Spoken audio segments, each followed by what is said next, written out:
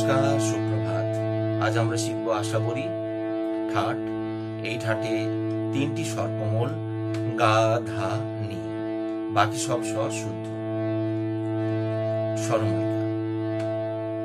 আগে চরণ দেখি।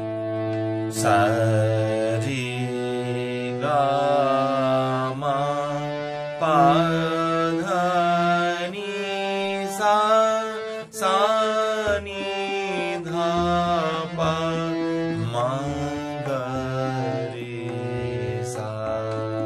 স্বরমালিকা।